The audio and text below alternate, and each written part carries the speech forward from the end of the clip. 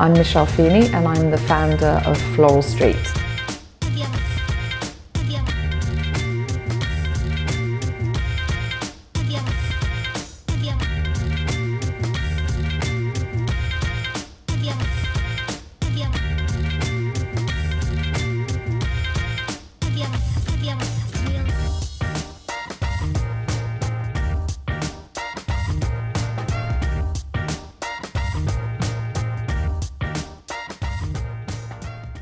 Well, here we are, we're sitting in our flagship store for Floral Street, which is right in the heart of Covent Garden. And Floral Street is a new British fragrance brand. I originally conceived the idea when I was the CEO of PZ Cussons Beauty. I would go to Floral Street, the streets, and I looked up one day and just thought that would be a great name for a fragrance brand. And so we registered it with PZ Cussons at the time, globally. And luckily they P&L'd it to death. When I left, I said, look, you're not going to do anything with this. Could we legally change it over to me? And so they did. And I took 2 years out. I took a gap year at 51, which I think was crucial. I did nothing. I needed to rest, be with my family, be with my kids, and actually learn from them and observe London. Wow, what a city. The energy, the women here are so, and the girls are just so feisty and energetic. And I learned to love London and I observed it. And then I thought, now I know how to do this brand and who to do this brand for. And if I was coming back into beauty, I wanted to change the game in some way. I decided to do a fragrance brand that was going to be very different, and I found an incredible product development person called Bernadette Jackson. She lives in Bournemouth and I live in London. She doesn't need to live next door to me. She doesn't need to come to the office every day. And what I've found since we started working on Floral Street is this energy in London. And it reminds me of the 80s. A lot of people have stepped out of big companies, gathering round smaller tables or meeting in a cafe, coming up with ideas and getting it done. And it's really energized me. Nobody in fine fragrance has done a recycled package. So we challenged ourselves, how do we do that? We found an amazing company here on our doorstep in the Lake District called Cropper, who have been in the news quite a lot because they have come up with the technology to extrude from coffee cups from McDonald's the plastic and the paper and reuse them. And they are a 170-odd-year-old paper mill. And they saw that they needed to innovate. And again, knocked on the door. And it was this huge collaboration. And we came up with this amazing, chic, modern, beautiful package that you can compost, reuse, but looks great. And I think that's the new luxury, is finding this way of working within the environment.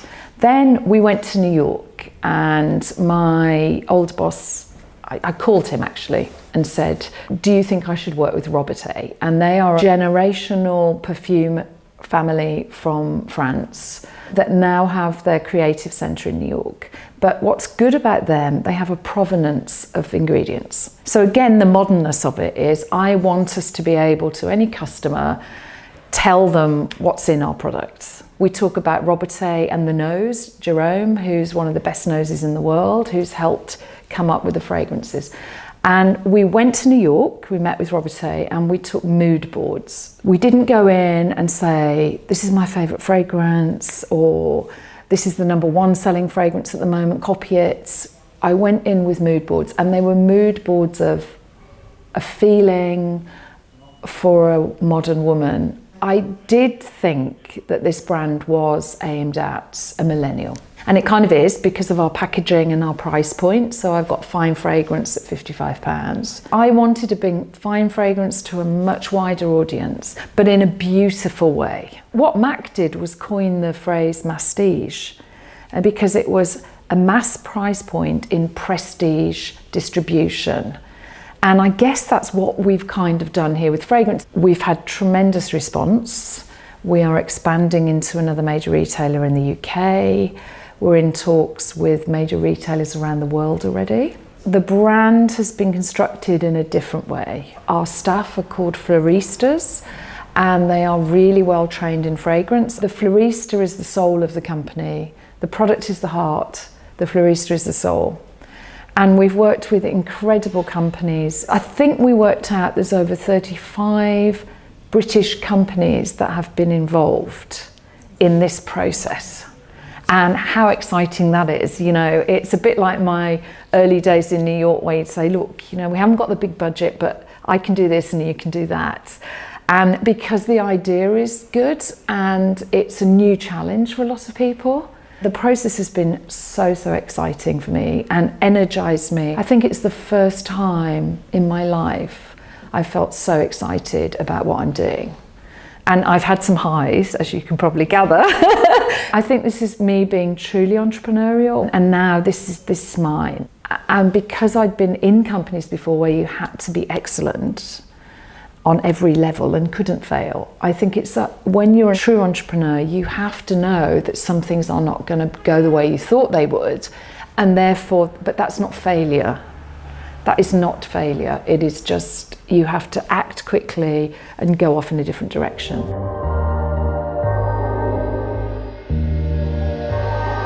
What I feel Floral Street, the brand is today, for me personally, everything I've learned in the last 30 years has come together, and I've been able to apply those skills and be more relaxed even in the way that I am gathering the team, going forward, not panicking. It's quite incredible really. I feel like I'm in a boat and I'm going down a river and it's all going smoothly and the right people are jumping in the boat. And if anybody jumps in that I feel is going to rock the boat too much, they're not there for very long. It is about equality, it is about egalitarian approach, involvement, knowledge. And I actually love mentoring people, and I love seeing people grow and become brilliant, actually.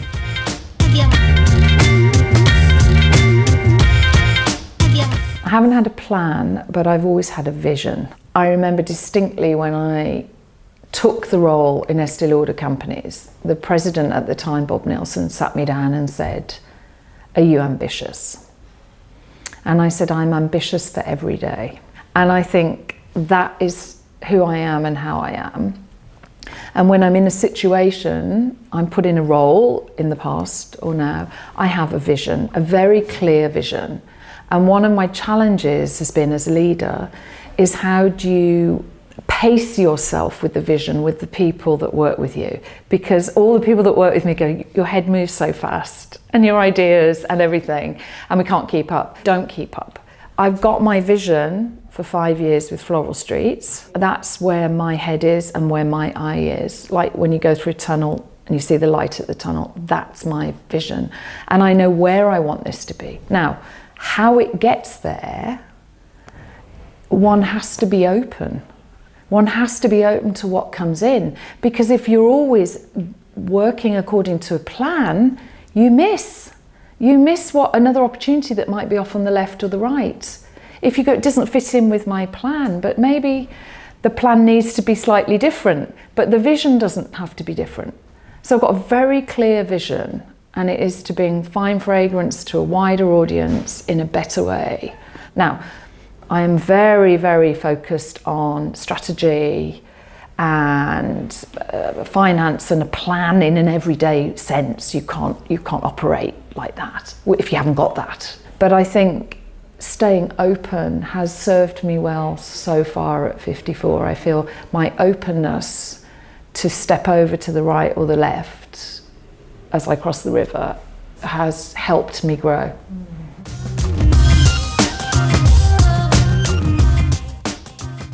I empower them. I empower them to be the best that they can be. I involve them. If you join, I mean, we're very small at this point, but you know, my most junior member who's stepped in from college, from university, sits in high-level meetings. You know, that's the only way you learn. That's how I learned. I was in meetings where I listened and took notes. Doesn't matter. I'm not expecting them to act upon some of this, but by osmosis you learn.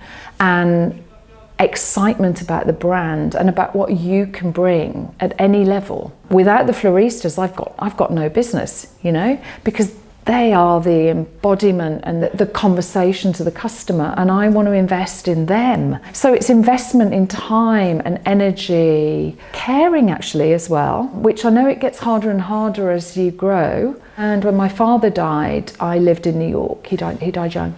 I had a personally written, handwritten note from Leonard Lauder at that time. Now, he had thousands of employees at that time. Just taking that time to write to me made me want to be part of that. And I think in this age when everything's moving fast and we're relying upon, and we're not even looking at people on the tube or whatever, taking the time to take some interest in somebody and letting their voice be heard is important. Now, I'm strict and I'm open and I will tell it like it is. And not everybody also likes that. So you've got to be able to take that, but that comes from a good place, and it comes from a place that I want you to be better.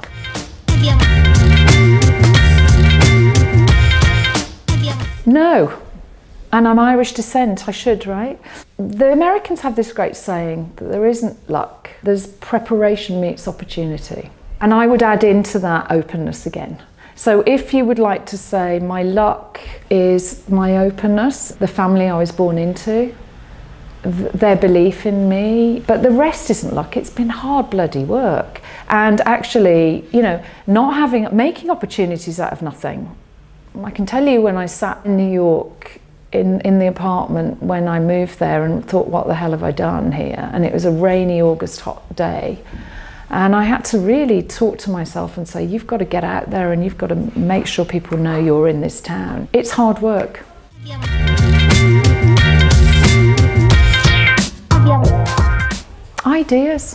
Ideas and passion. Passion to be the best you can be, best I can be.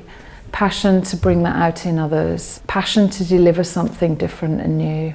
Passion, actually.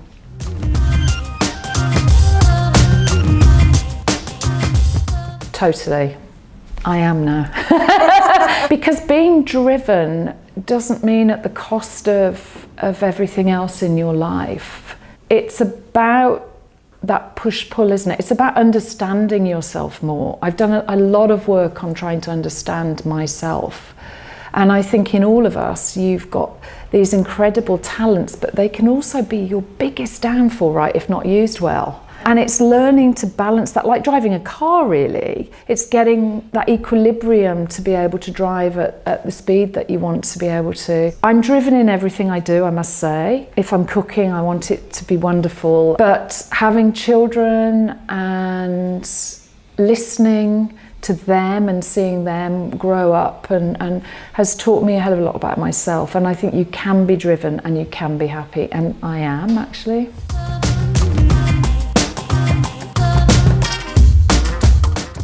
I have had some really low moments, trust me. One in particular, I had my son in a state hospital in New York and I had no medical insurance, and it was in Bellevue Hospital. That is the one that you'll see on Law and Order all the time, where there's shot victims and everything go to. And as I went in to go up to the maternity ward, there was the people who had been shot. I'm on a trolley going up in the elevator, and there's a convict next to me who's in leg cuffs and handcuffs with a cop. And I smiled at him, and I actually can remember his face. But I had my child in the hospital, I had Harry. He was healthy, thank God. And I went home in a yellow cab. And in America, that's it. Nobody calls you to say your maternity nurse is coming out. You know, that's it. And I remember lying in that hospital thinking, this is never going to happen to me again. When I get out of here, I am going to build my business to be so successful that this is never going to happen to me again. So I think my difference is I see it as a challenge to say, how can I change my situation? And women that say I haven't got a seat at the table, I'd build my own table. You formed your own company. I know it's not easy. Look, I know it's not easy. There's no balance. So just get that on the table. There is no balance. Something has to go, but you are in a seat to choose what that is. And if it means your kid goes to school with dirty trousers one day, he's not going to die. As women, we don't have to do it all perfectly at all times. And there are times in life when you have to push harder than you thought you would. I travelled for 7 years. You know, my son thinks I abandoned him, but I was building a life. But in my head, I go, okay, I can travel up to Nottingham for 3 years to build Saint-Tropez because the payoff's going to be right. I give myself these visions, goals for short periods of time to do it. Now, I really understand if you're in legal profession or banking, those ceilings are there. But I've watched now, and I'm quite involved in politics as well, and females. I think we've got to change the game. I don't think we have to keep playing the game hoping it will change. I'm not anti-men at all. Some of my best mentors have been men. I think it's more about a female way of doing business, this inclusiveness. That's my vision, and I know it's a very personal experience for women.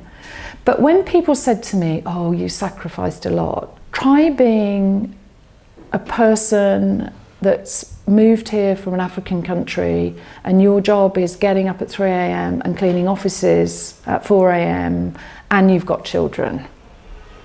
That's not, oh dear, I've got to travel away for a week. So we've got to get it in perspective here for what we're looking for as females. We just have to lead the way. And trust me, men like it when you're more female. When you say, it's that week back to school, anybody in the office who's got young children, if you need to come in late, so be it.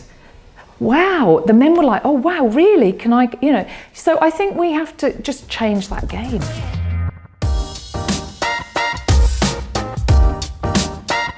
I wish everybody could wake up with a tiny bit more kindness in their heart every day.